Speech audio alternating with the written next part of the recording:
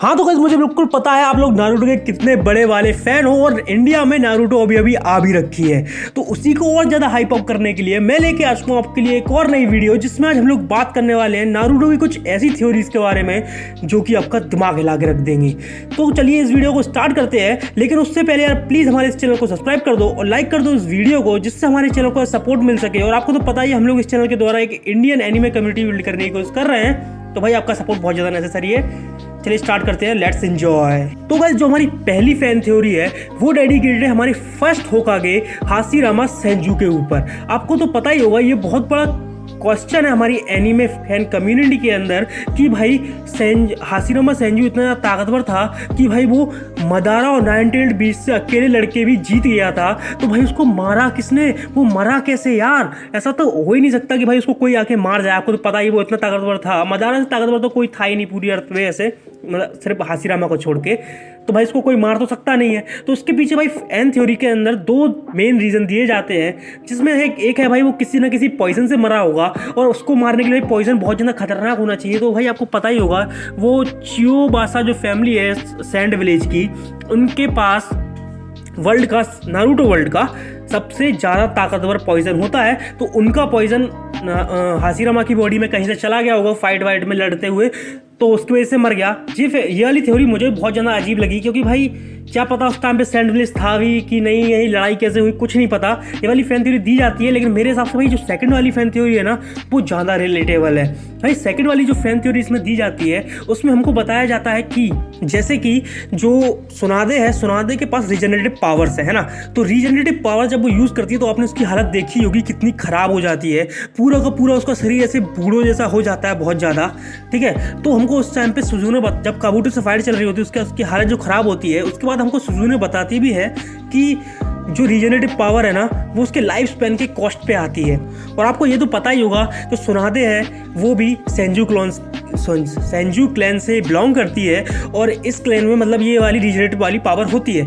जब Senju clan में जब वो इतने नीचे लेवल पे है सुनादे, तब उसके पास इतनी खतरनाक रीजनरेटिव पावर है। तो भाई सोच के देखो और हाशिरामा के पास कितनी ज़्यादा ताकतवर वाली रीजनरेटिव पावर होगी, जिसको यूज़ करने की वजह से जब वो फाइट कर रहे थे मदारा से, आपको तो पता ही मदारा के साथ उनकी फाइट कितनी ज़्यादा खतरनाक हुई थी। तो मदारा से फाइट करते समय उन्होंने बहुत ज़्यादा ओवर यूज़ कर लिया होगा इसको, अपनी पावर्स को रीजनरेटिव वाली, तो उसकी वजह से उनकी लाइफ स्पैन जो होगी ना वो बहुत ज़्यादा छोटी रह गई होगी, जिसके वो 1-2 साल बाद मर गया। भाई ये वाली बहुत ज़्यादा रिलेटेबल लगती है और ये काफ़ी ज़्यादा सही भी लगती है कि ऐसा हो सकता है। पहली वाली थोड़ी अजीब थी, लेकिन आप लोग बताना आपको कौन सी ज़्यादा सही लगी। अब हम लोग बढ़ते हैं अपनी नेक्स्ट फैन थ्योरी की तरफ। तो गाइस जो हमारी नेक्स्ट फैन थ्योरी है वो आती है एक पूरे के पूरे विलेज के ऊपर। आपको तो पता ही होगा मिस्ट विलेज के बारे में, जिसमें भाई हमको स्टार्टिंग के एपिसोड्स में जब ककाशी की फाइट उससे हो रही होती है जाबुजा से, तो हमको बताया जाता है, टीम 7 को बताया जाता है ककाशी के द्वारा कि भाई जो मिस्ट विलेज है उसको ब्लडी मिस्ट विलेज भी कहा जाता है। तो और भाई क्यों कि कहा जाता है, क्योंकि वहाँ पे जो भाई जब गैनेन से चूनिन भी बनना होता है ना और बच्चों को, तो भाई उनको अपने सबसे ज़्यादा करीब दोस्त को मारना होता है। तो ये बात सुने कि आपको अजीब नहीं लगता भाई कोई भी अपना विलेज अपने यहाँ के फ्यूचर को क्यों मारना चाहेगा? वो जाके जो फ्यूचर उनका बनने वाला है उन बच्चों को ख़त्म क्यों करना चाहेगा? तो भाई इसके पीछे पता है रीज़न क्या दिया जाता है? रीज़न दिया जाता है भाई इसके इन सब के पीछे था ओबितो। हाँ आपने सही सुना, ओबितो। पता है क्यों? क्योंकि जो रिन थी ना, जो उसको जिससे वो प्यार करता था, रिन, वो लड़की जो मर गई थी पहले ही स्टार्टिंग में ही बच्ची, वो इन मिस्ट विलेज के सिनोबिस के द्वारा मार दी गई थी।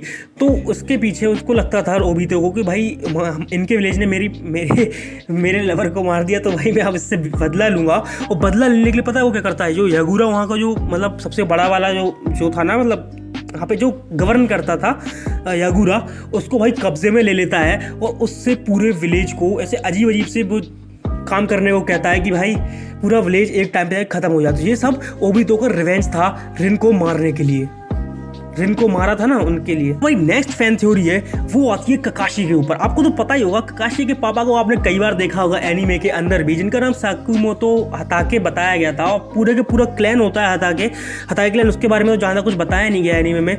तो लेकिन हमको जो उसकी मम्मी है ना ककाशी की, उसके बारे में एक बार भी नाम भी नहीं लिया गया पूरे एनीमे में।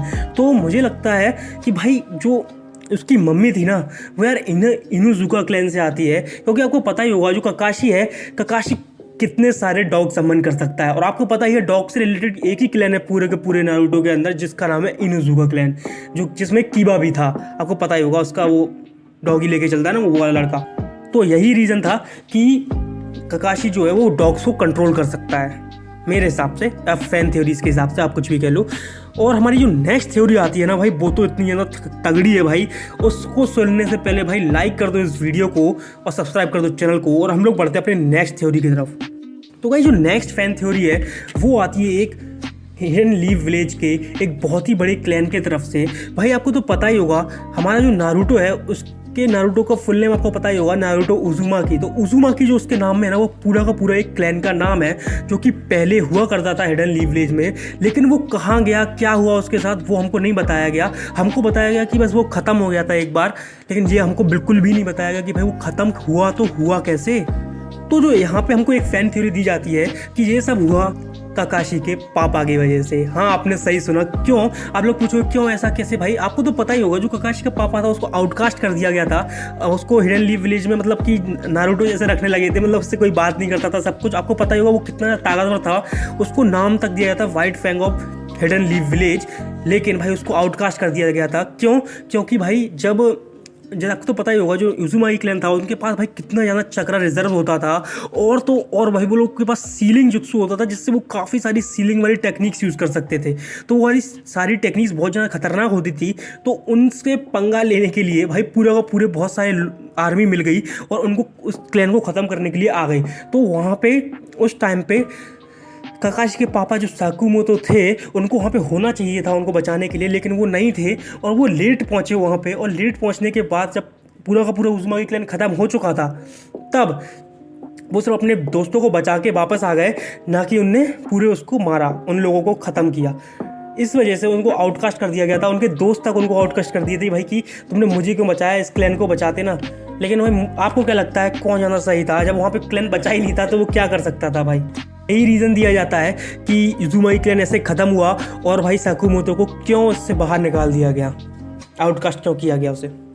तो गाइस अब है हमारा नेक्स्ट और लास्ट वाला फैन थ्योरी। अगर आपको लग रहा हो ये वाली फैन थ्योरी वाली वीडियो काफ़ी छोटी थी, तो आप लोग यार प्लीज़ वीडियो पर सपोर्ट दिखाओ, और इस वीडियो पे अगर अच्छा सपोर्ट आता है, लाइक और सब्सक्राइब और कमेंट अच्छे आते हैं, तो भाई हम लोग उसका नेक्स्ट पार्ट जल्दी ही लेके आएंगे।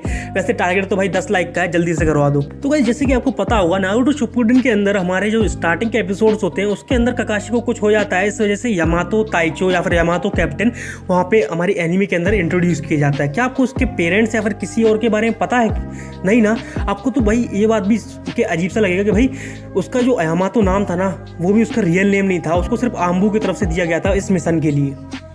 तो ये इसके लिए एक फैन थ्योरी दी जाती है कि जो यामातो है ना, वो सुनादे का बेटा था।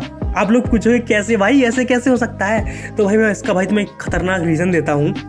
आपको तो पता ही होगा कि यामातो जो था ना, यामातो के ऊपर काफ़ी सारे जब वो छोटा था उस पर काफ़ी सारे एक्सपेरिमेंट किए गए थे ओरोचिमारू के द्वारा, कि उसमें उसकी हाशिरामा की वुड वाली एबिलिटी जगाई जा सके।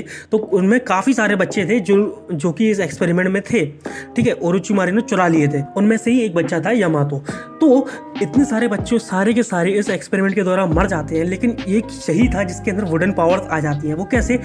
क्योंकि इसके अंदर सुनादे का डीएनए था। आपको तो पता ही होगा सुनादे भी सेंजू क्लैन से बिलोंग करती है, उसके पास भी हो सकती थी वुडन वो वाली पावर, लेकिन भाई सिर्फ और सिर्फ इसके पास होती है, क्योंकि भाई उसको ओरोचिमारू वापस जिंदा कर देता है वुडन वाली पावर को उसके डीएनए से मिला के।